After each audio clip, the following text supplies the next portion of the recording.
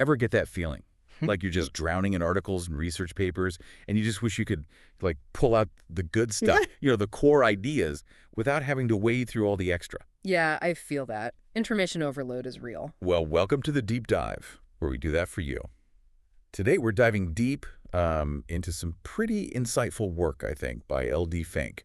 His book, Creating Significant Learning Experiences, an integrated approach to designing college courses. Now, when you hear college courses, you might be thinking, not exactly my go-to reading material. Right. Right. And, you wouldn't be wrong. It's like a core text, a foundational text for educators, people who are looking to make learning in higher education stick. You know what I mean? Yeah. Really impactful. Yeah, make it count. But the thing is, and this is for you, the listener, the mission for us today is to really dig out the most valuable ideas from Fink's work, the ideas that apply to any of us, to how we learn best, no matter where that learning is happening. Exactly. It's about how we can make our learning experiences more impactful, more meaningful. Yeah, and we're looking for those aha moments, the ones that change how you see things. For good. Totally. So Fink's book, it's really comprehensive. It covers, like, everything. Crafting learning goals, figuring out the best teaching methods, even the role of the institution and all of this. Wow. But for our deep dive today, we're going to be focusing on what Fink calls significant learning. Okay, significant learning. So Fink argues that a lot of times education kind of stays on the surface, just remembering facts. Yeah, it's surface level. But he pushes for something way deeper, learning that lasts. He's laid out 6 different interconnected dimensions of what he calls significant learning. Think of them like facets, different angles on what it means to really understand something, to internalize it. Okay, facets of understanding. Yeah. I like that. So first, lay it on us. What's the first facet? The first is foundational knowledge, the basics, Yeah. understanding the key terms, core concepts. The nuts and bolts. Exactly. You can't build a house without materials, right? Yeah. But, and this is crucial, it's just the starting point. Foundational knowledge is where you begin, not where you end. Got it. So we've got the foundation. What's next? Next comes application. This is where learning becomes useful, because it's about using what you know. Right. Putting it into practice. Fink breaks it down into a few areas: Yeah. developing skills, managing projects, and using different kinds of thinking. Ooh, different kinds of thinking. Yeah, like critical thinking, Mm. analyzing, evaluating information, creative thinking, imagining, inventing new things, and then there's practical thinking. Solving problems, making decisions. So it's not just about knowing the what, but the how to use it. Precisely. Here's an example. In psychology, you might learn about Freud's and Crick's theories of dreaming. Okay, so that's foundational knowledge. Got it. Right. Now, comparing those theories, weighing their strengths and weaknesses, that's critical thinking. Ah, I see. Applying the knowledge. Designing an experiment to test a hypothesis about dreams, that would be creative thinking. And then, let's say you're trying to understand sudden shifts in someone's mental state. You could look at catastrophe theory, which comes from math, and see if it offers a new way to think about the problem. That's practical thinking, taking knowledge from one area and applying it to another. That's fascinating. So significant learning isn't just about knowing stuff. It's about knowing how to use it in all these different ways for skills, projects, and different thinking styles. Yes. And then we get to the third dimension, integration. Integration, connecting the dots, I imagine. Exactly. Making connections across different subjects. We call that interdisciplinary learning. And connecting with other people through learning communities.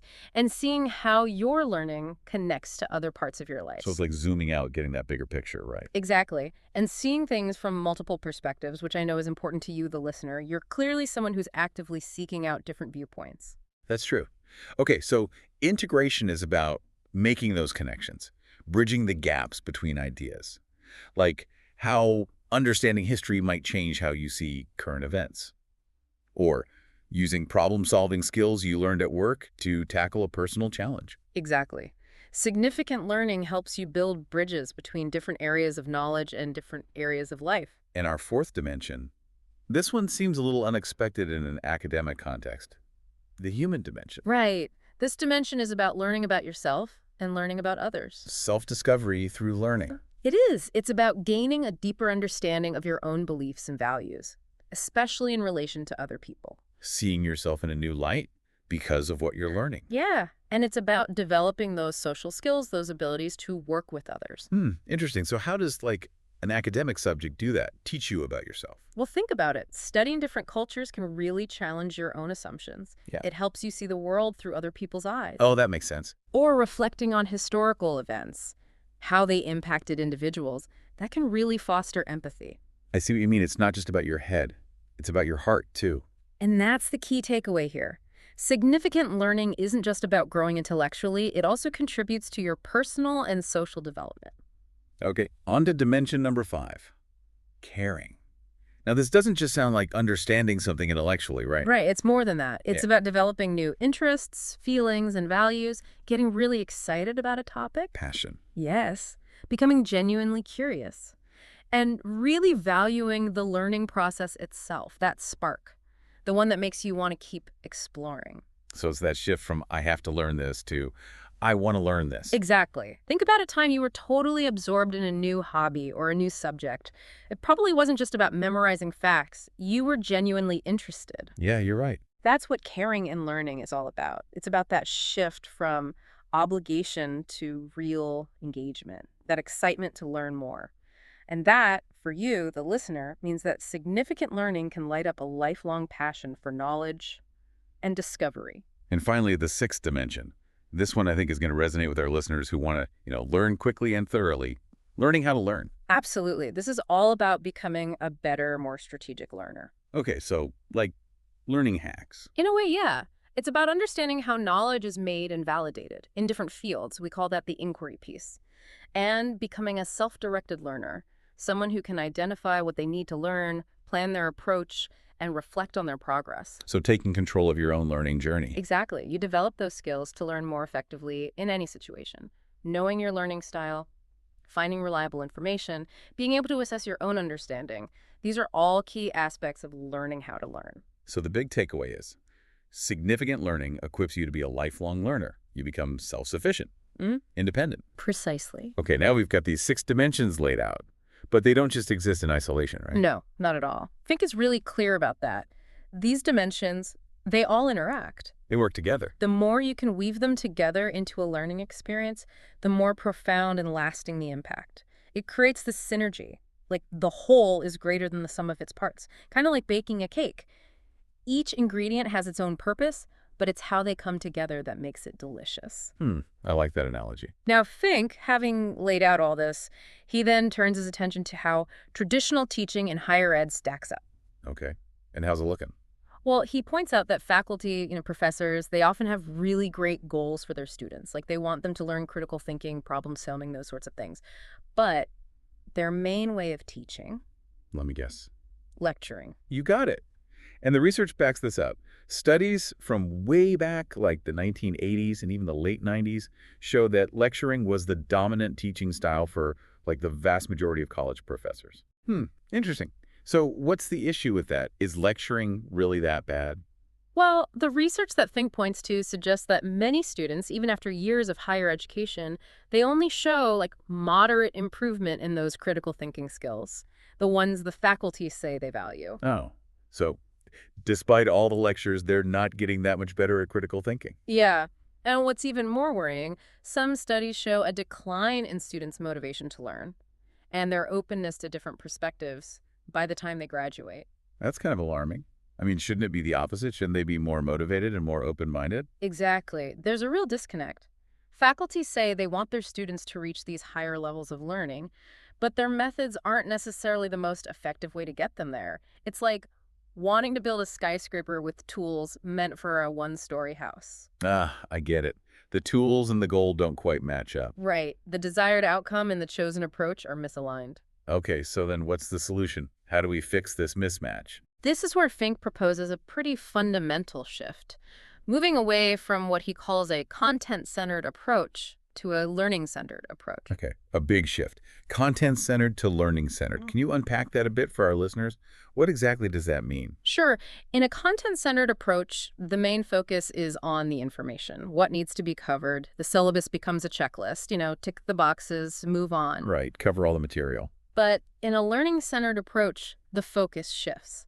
The big question becomes, what kind of learning do we want students to actually achieve? It's subtle, but it has huge implications for how you design learning experiences and how effective they are for the learner. So it's not just about what you teach, but how you teach it and what you want students to get out of it. Yes. So what are the big benefits of this learning-centered approach? Well, Fink argues that when the focus is on what students are actually learning and how, they remember the information better. And they're more likely to keep learning even after the class is over. Think about it. If you know how to apply what you learned, how it connects to other things, if you really care about it, it's going to stay with you. Right, it's more meaningful, so it sticks. And here's another interesting point.